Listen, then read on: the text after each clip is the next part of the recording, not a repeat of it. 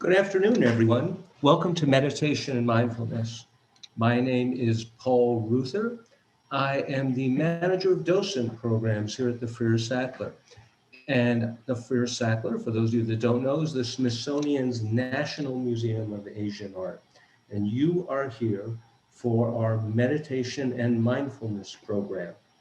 For the first half hour of the program, we're going to be hearing from our meditation leader, Aparna Sadananda, and then following that, Jan Stewart, who is the curator of Chinese art, one of three curators of Chinese art here at the museum, will share us a spotlight on the work that I believe you all can see before me. But now I'd like to transfer the spotlight to Aparna, and we'll be going through our meditation practices. Please join me in welcoming our meditation leader. Thank you so much, Paul, for starting our session. And hello, Jan, and hello, everybody who's here in this art-based meditation offering. Today, friends, we're continuing on the journey of celebrating the Lunar New Year. And we have for you an artwork that depicts a scene from such a celebration. So let me start by first sharing the artwork with you. And then you will also find a link in the chat that Ying just shared. And if you'd like to engage with the artwork on your own, you're always welcome to click on that link and just be with it by yourself and wait for the meditation to be complete. And then you can share all your questions with Jan, and I'm sure they'll be answered. Okay. So let me start by sharing the artwork first. I'm just going to share it at this resolution, just so that we can all take our first look at it. It's a hanging scroll, about a little taller than 5 feet and almost 3.5 feet wide.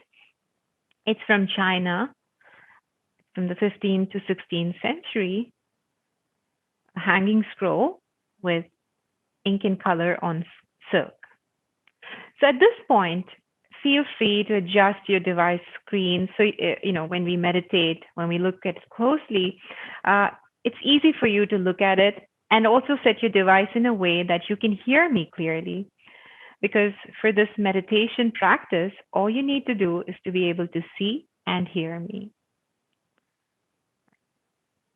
So let's make any adjustments we need.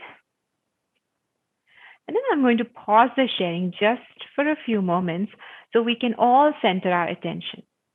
Friends, today's meditation will have a part where we will be mindfully viewing and closely examining the intricacies of this hanging scroll. And there might be a lot of questions that arise as we do that. My suggestion is hold on to those questions, know that they will all be answered in some time from then. And following that, we'll be practicing the meditation, which involves visualizing sensations. So I'll come to more details about the meditation when we get there, but let's start by centering our attention. So please find a way of sitting that's really, really comfortable to you. So if you need to prop up your back with some pillows, just make any adjustments so you can come to a sustainable stillness, sustainable for as long. And see if you'd like to close your eyes. And sometimes it's more meditative when the gaze is lowered, where the eyes are just left open.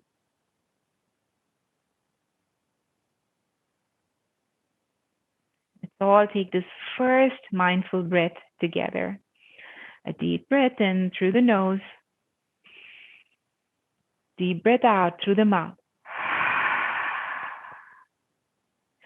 If you found that useful, feel free to repeat that a few more times.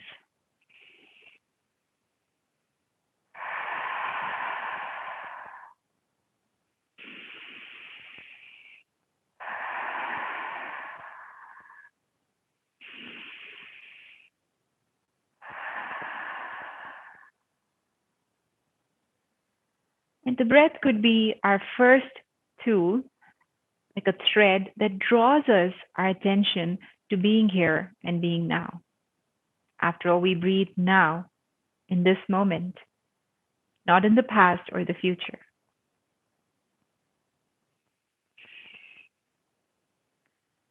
And at your own time and pace, slowly begin to notice where you are observing the breath naturally. Where do you feel the breath naturally? Bring your attention to that body space.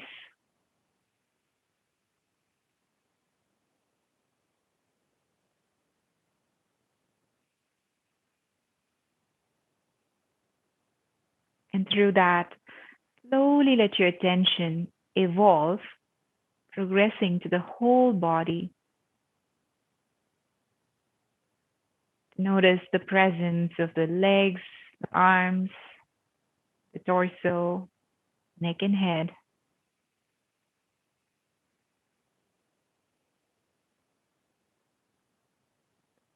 Breathing and being present, feeling our presence and breathing. You may notice where the body is supported.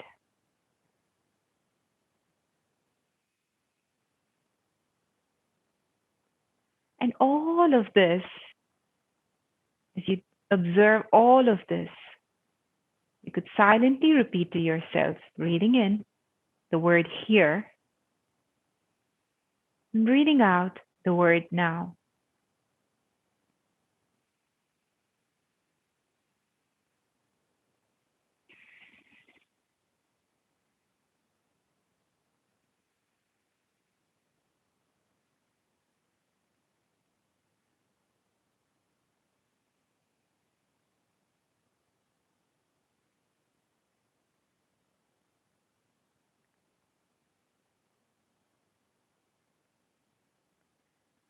And now we'll check in with the body, noticing the different sensations that may be present along the body. As I mention a part of the body, simply bring your awareness there and just notice whatever is present. And if there are no sensations, we'll just observe that. Let's start by bringing our attention to the feet, the shins and the calves, the knees, the thighs, hips and the seat, the lower back, the upper back, the shoulders, the chest and the waist, the upper arms, elbows, forearms, wrists, the hands, neck, the face, the entire head, the neck, and the arms, the upper half of the body up to the waist. Now the entire body. The entire body all at once.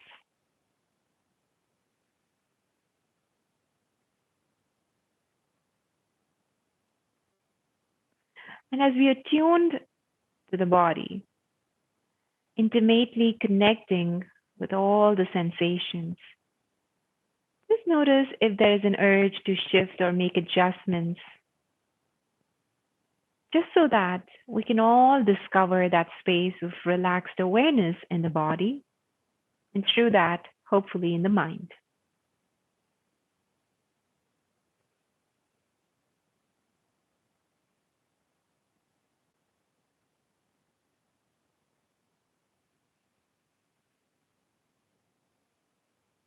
Like if you couldn't move or see the body, how do you know the body is here?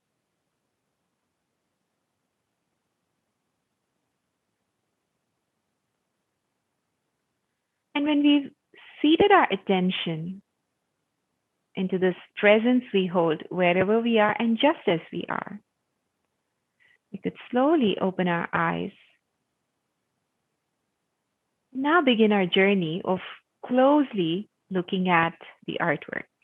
And as we zoom into it, if you ever feel like, you're wondering where we are in the scroll, you can always take a look at this tiny box at the top right corner, and you will see where we are in that painting.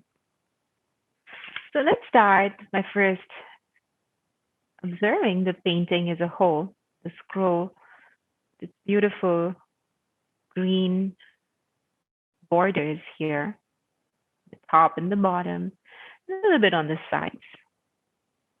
Framing this scene where we immediately notice elegantly attired women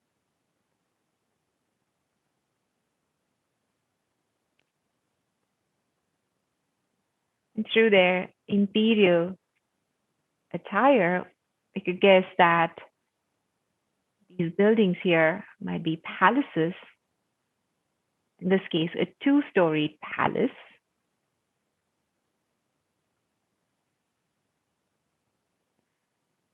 And then we can also see the walls enclosing the compound or the premises of this palace right here with an entrance.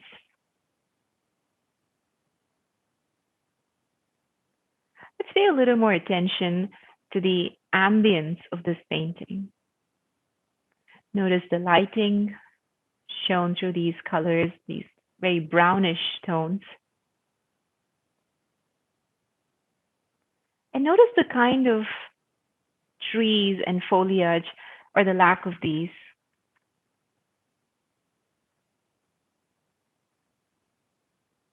You can see the palace is surrounded by these towering bamboo trees.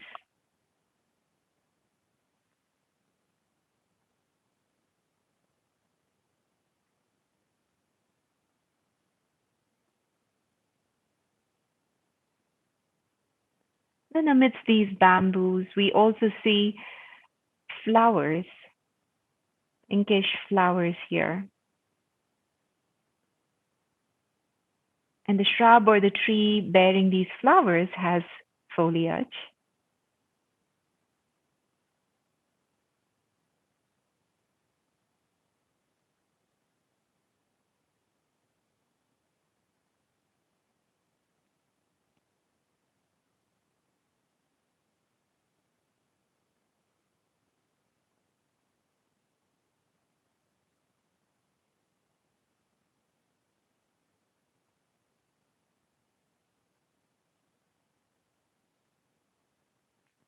Then besides these, we also see these white flowers here. White flowers blossoming on barren branches, do not have any leaves. And maybe we could guess what these flowers could be from our last week's meditation.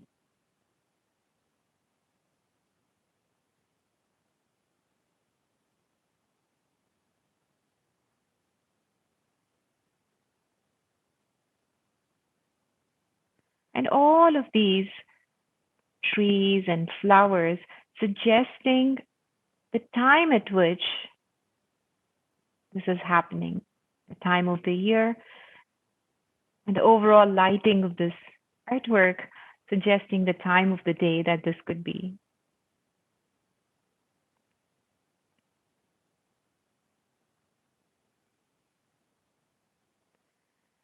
And then as we look closer, we see people distributed in roughly 4 different spaces of the painting.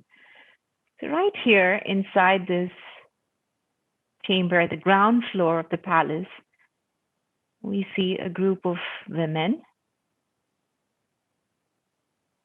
sitting at a table which is set with these teacups and saucers.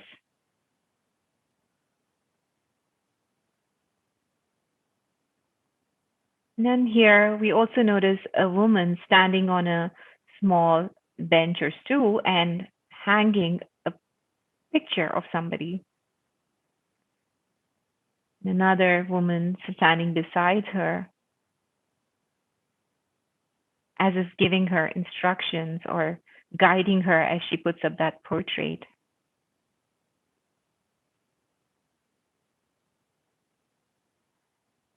And when we pay attention to where all these women here are looking at, we come to the next set of people here. In this group, we find women and children are all paying attention to this lady here or what she's doing right here. And if we notice, this is kind of the center of this scroll. Like that's the subject. That's where the artist wanted us to focus on. And this woman here seems to be kneeling down and lighting a firecracker.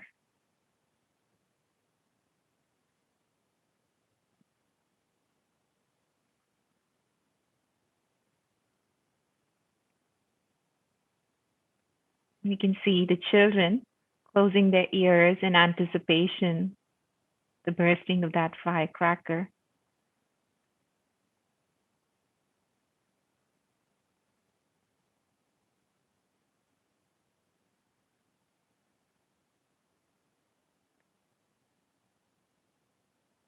And then as we move further up towards the top right quadrant of this art, we see a woman and a child looking at it from a different chamber. And maybe this makes us wonder, why is it that this woman and the child are not there with the rest of the group?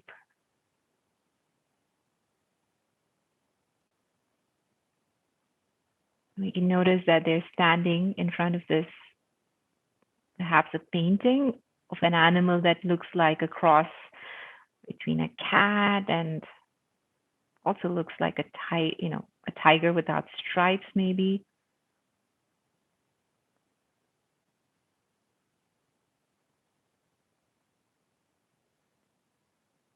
All of this happening within the premises of the palace, as we see a fourth group right here, just outside of the palace, just near the entrance door. We see a group of women and children. This woman here is carrying something that is wrapped in this brocade patterned wrapper.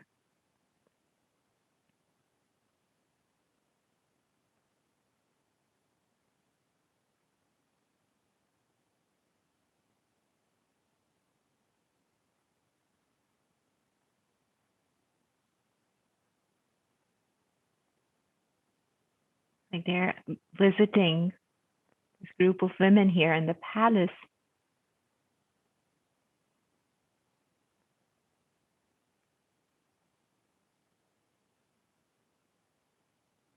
Now let's zoom out a bit so we can take a look at the entire artwork and just think about how we're engaging with the art now that we've gone through like one round of close examining.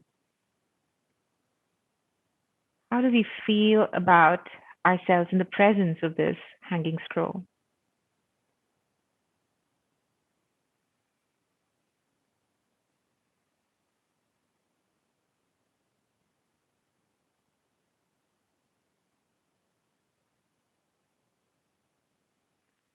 Now from here, we'll zoom in further to take an even closer look at the attire, at the choice of colors for their robes.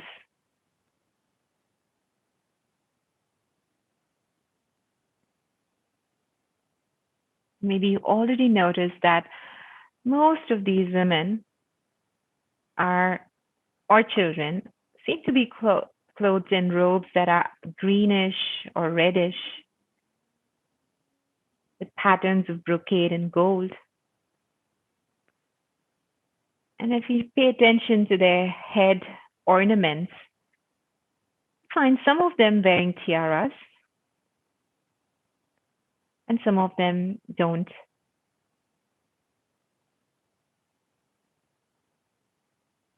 Why could that be?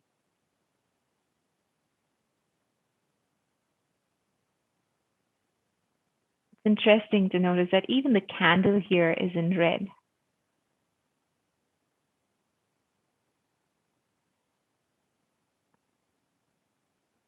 And as you observe those details, you might find that in the entire painting, there's just this one woman here who's standing up on the bench, is clothed in blue robes. Could that mean something?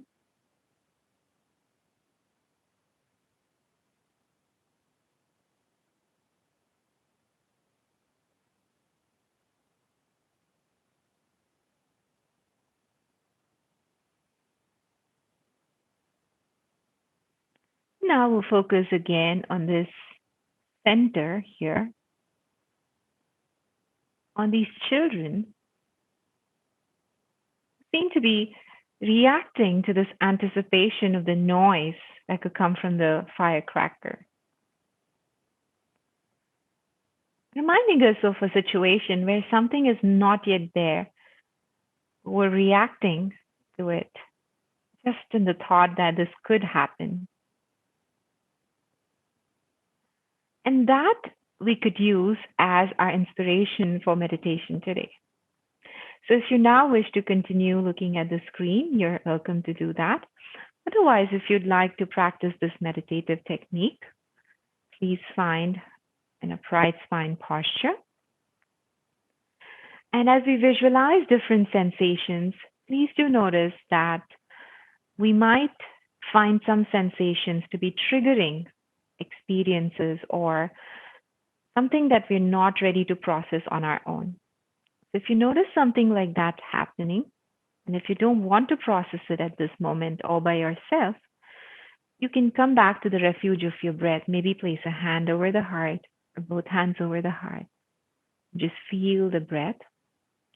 Or you can tap a finger and just be with that tapping, just paying attention to that. If you'd like to explore, let's maybe close our eyes so that we can transition from being in the space of that scenery, palace women and children celebrating the Lunar New Year, to come back to our own space, the space where we are, the space of the body.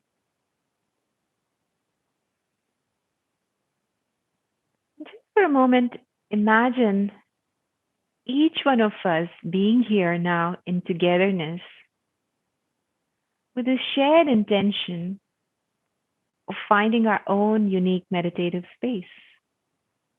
Just like all the people coming together to create this scene, here we are together in meditation.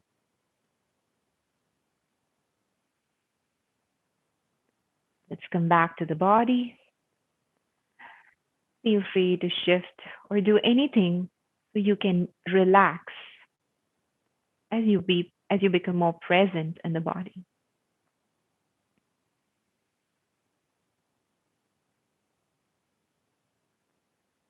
And now we'll notice either all of the sensations in the body, and if that's too much, just find one sensation which is very prominent in your conscious experience right now.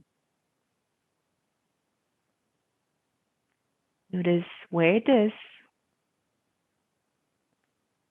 Be finding a word or two to just describe it without going into any analysis.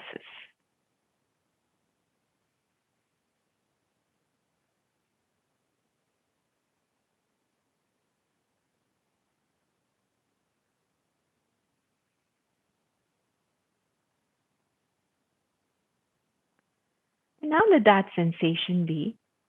Let's imagine the sensation of extreme heat. Like we're standing in the hot desert, noon sun shining right above the head, the heat scorching through the body. the heat from the hot sands underneath our bare feet, making the whole body sweat. Extreme heat. Visualize the sensation of extreme heat.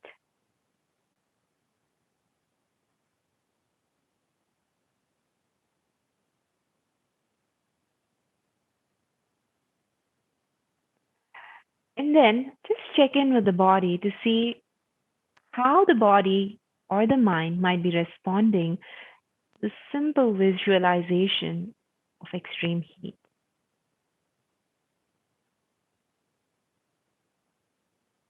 Where do you notice that response in the form of sensations or emotions or thoughts?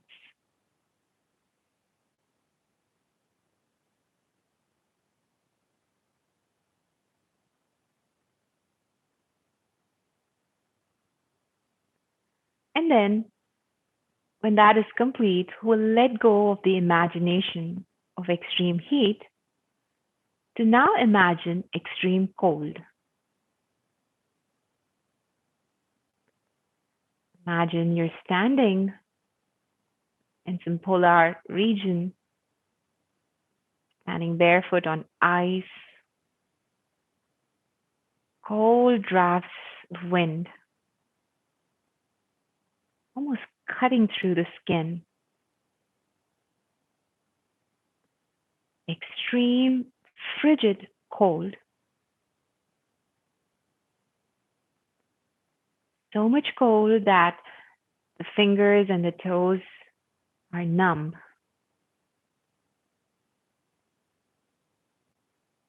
Everything cold, everything frigid.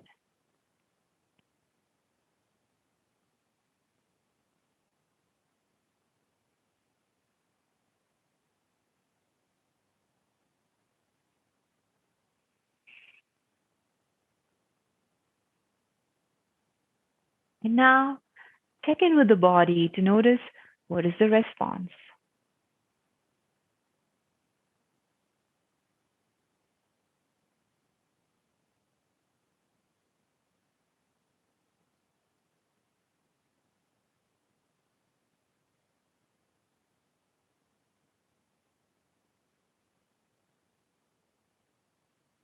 And that is complete.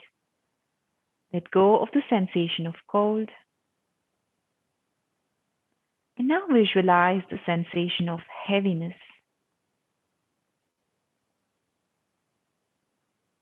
The bones heavy, muscles draping around the bones heavy, skin around the muscles heavier. Whole body so heavy that it's hard to move even a single finger.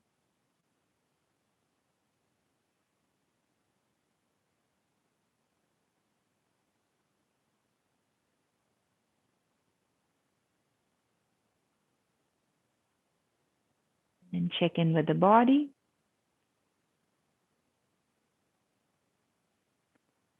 And completely release the awareness of heaviness. Now, visualizing the sensation of lightness.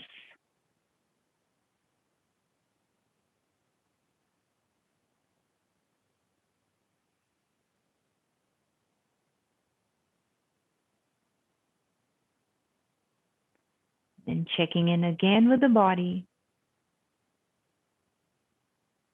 Then let go. And through all of this, perhaps we were able to appreciate the connection between the thought and the body.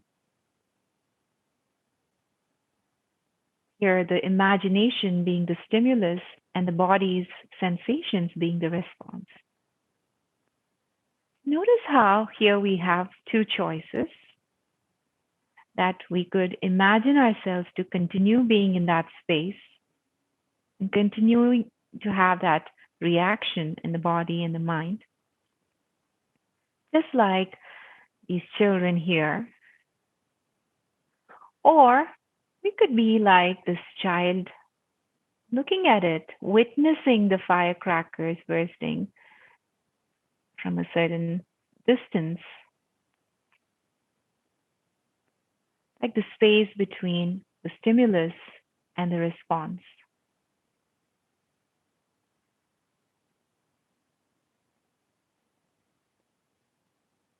Notice how the space of witness could slowly become that space of calmness from where we can absorb everything that we see and still be focused and centered, like we're residing in a space of wisdom.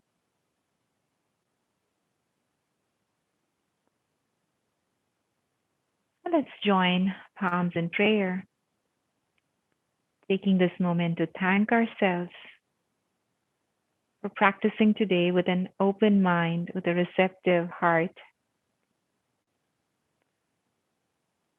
Also offer a namaste to the artist or artists who may have painted this scroll. So this creative energy that flowed through them could reach us in this meditation. And also a namaste to each one of us here as a way of saying the light in me honors the light in you. Thank you so much for choosing to share your time, energy, attention, and practice with me through your presence in this meditation.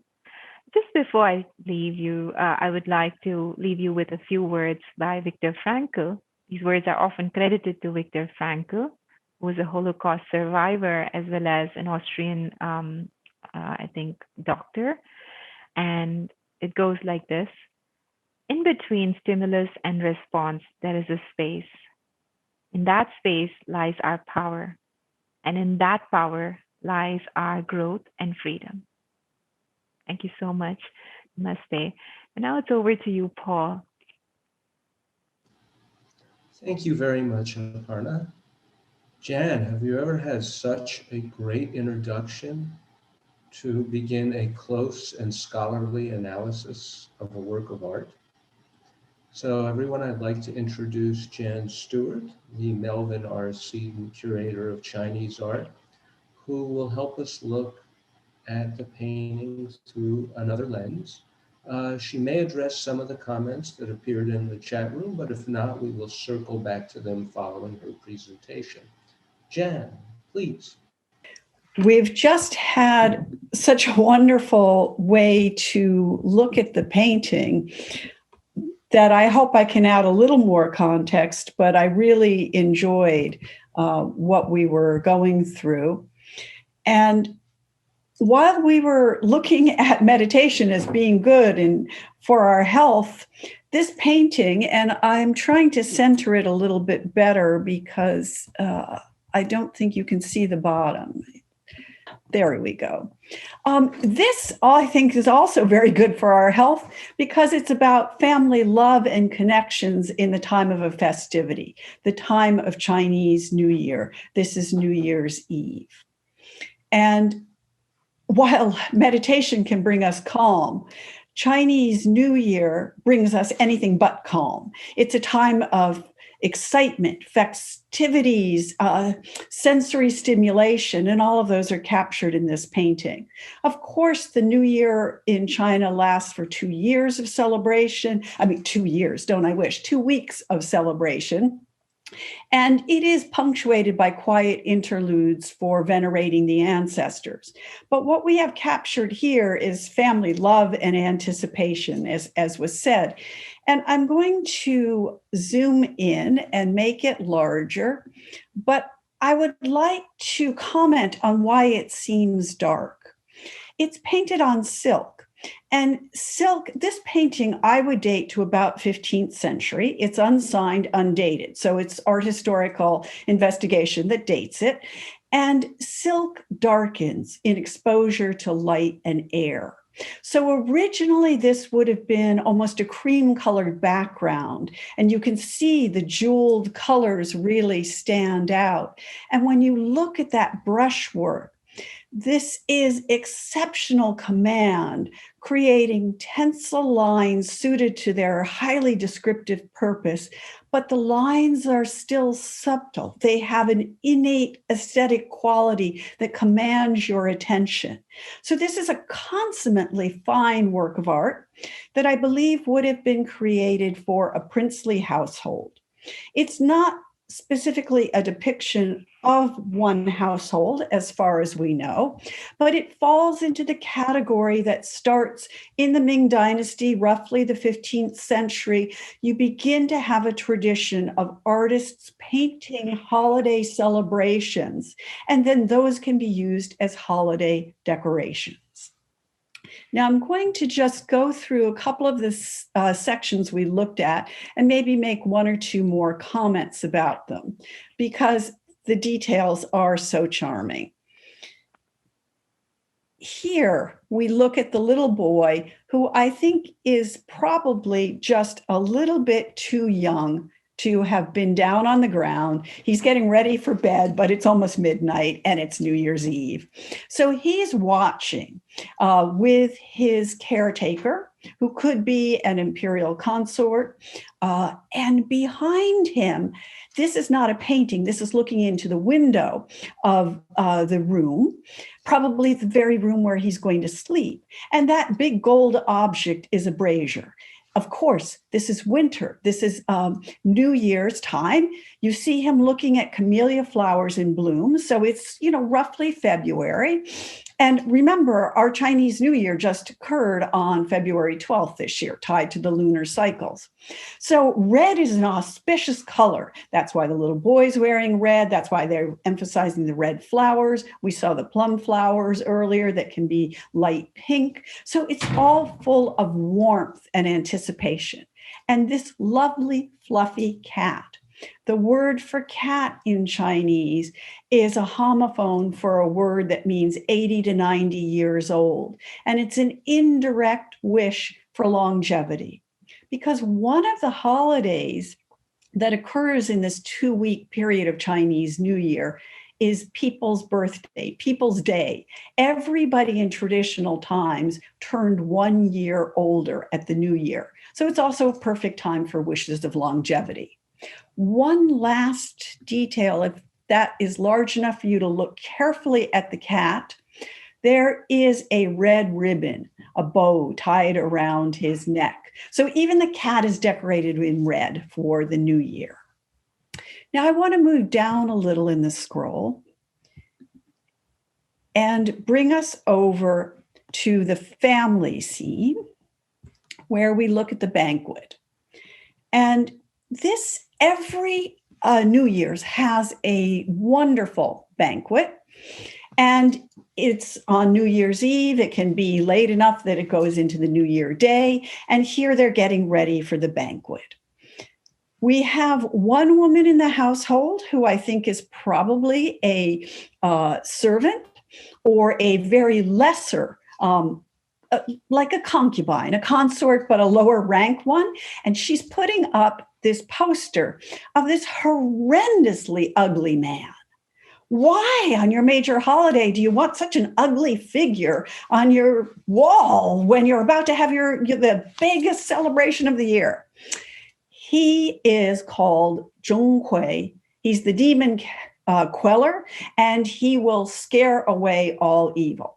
So you're making lots of wishes for wealth, prosperity, longevity, and you're doing things that will protect your house from evil. So that's why he goes up for this holiday. The table is set beautifully. These are gold vessels, and not every detail in this painting is realistic. Some of the things are just like Ming Dynasty furniture and clothing, and some of them are made up, and some of them are harking back to earlier times. So it's making a fantastic decoration. So you see We have gold vessels. We have a tortoise shell box. Tortoises are signs of longevity.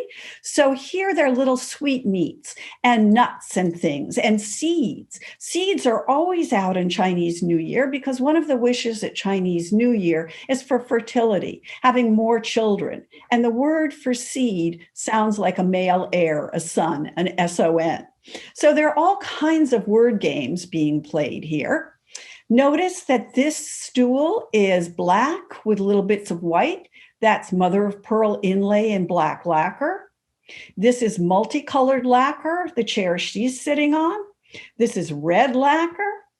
And if it will be large enough, there is a little red shoe, the toe of a red shoe peeking under her gown. Now that's wonderful because a Ming woman wouldn't wear a shoe of that style or let her foot show.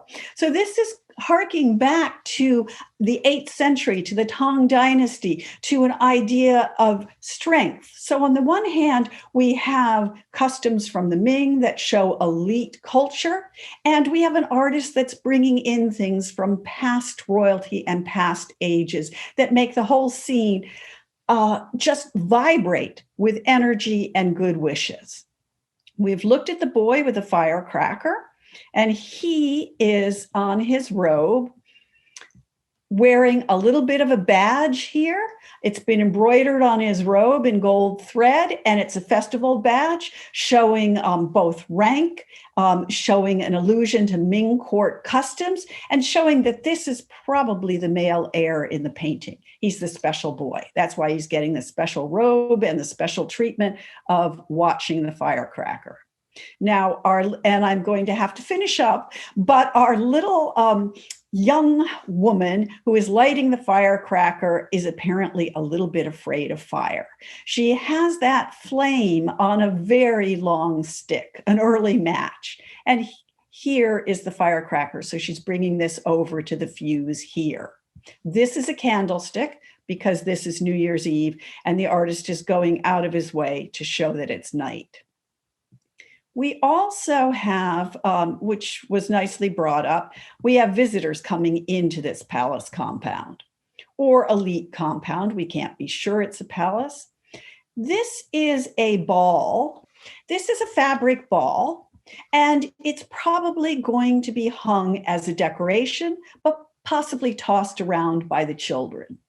So that's where I'm going to leave it because we're running out of time, but I can answer a question or two if Paul wants to pose one. Sure, I'll go back to the chat room. One of the questions that was asked, even during the meditation, and it was more for comments. I'm interested in the expressions on the women's faces on the ground floor of the palace. The lips appear to be narrow and tight. They appear sullen. Any comments? Actually, I don't think they're solemn per se. It's very important in traditional times in showing women to show them with full decorum.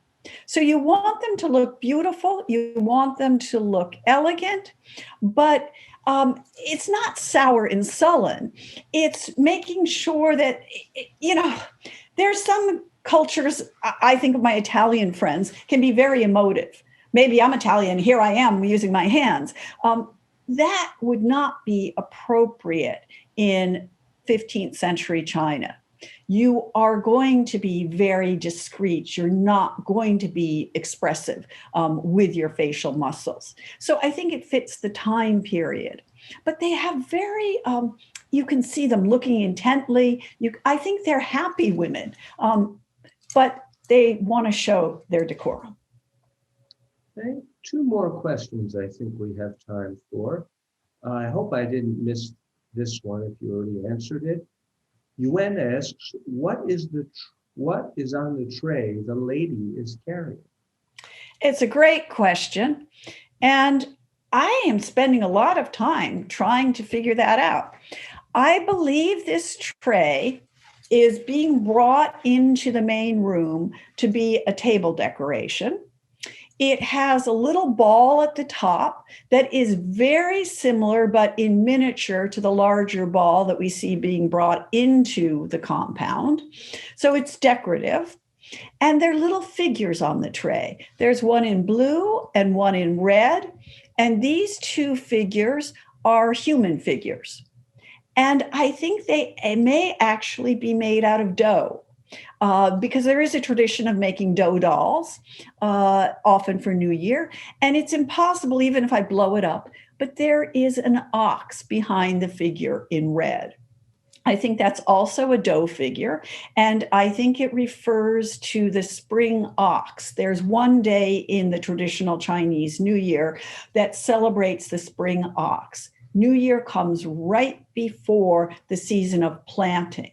So it makes sense that you celebrate your beast of burden that's going to help in agriculture. So I think it's a table decoration. Okay, and then the final two questions are relating to the male gender. Are there any men in the painting? And then the one soon to be man, do we know how old the male heir is? There are no men in this painting.